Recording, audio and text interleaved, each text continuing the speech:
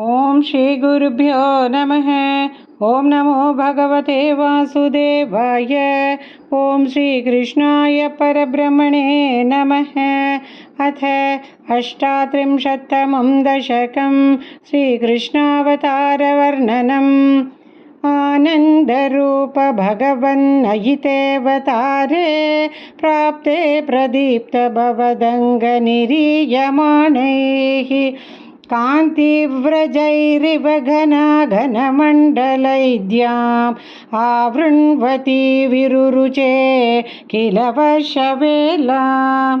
आशासु शीतलतरासु पयोदत्तोयैः आशासिताप्तिविवशेषु च सज्जनेषु नैषाकरोदयविधौ निशिमध्यमायां क्लेशापहस्त्रिजगतां त्वमिहाविरासीः।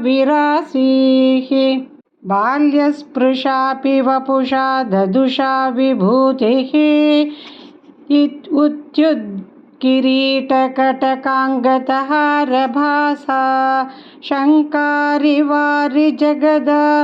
परिभासितेन मेघासितेन परिलेसितसूतिगेः वक्षस्थली सुखनिलीनविलासि लक्ष्मी मन्दाक्षलक्षितकटाक्षविमोक्षभेदैः त्वन्मन्दिरस्य कंसकृतामलक्ष्मीम् उन्मार्जयन्निव विरेजितवासुदेव।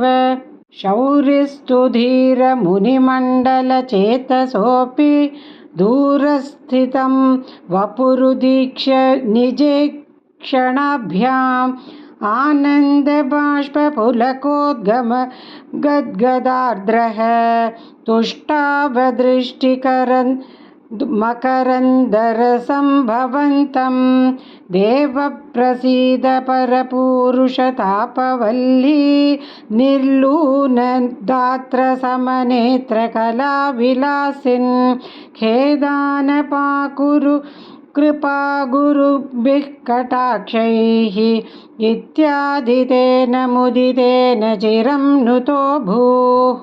मात्रा च नेत्रसलिला श्रुतगात्रवल्या स्तोत्रैरभिष्टुतगुणः करुणालयस्त्वं प्राचीनजन्मयुगलं प्रतिबोध्यताभ्यां मातुर्गिरा ददिथमानुषबालवेषम् त्वत्प्रेरितस्तदनु नन्दतनूजया ते व्यत्यासमारचयितुं सहि शूरसूनुः त्वां हस्तयोरधृतचित्तविधार्यमार्यैः अम्भोरुहस्य कलहंसकिशोररम्यम् जाता तदा पशुपसद्मनियोगनिद्रा निद्रा विमुद्रितमथा कृतपौरलोकं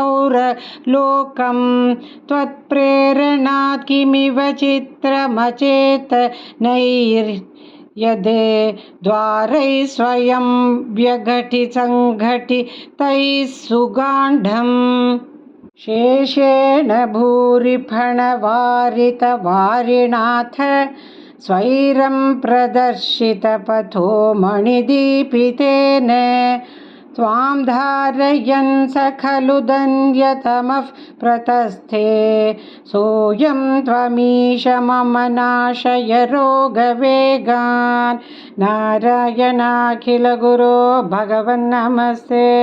नारायणाखिलगुरो भगवन्नमस्ते।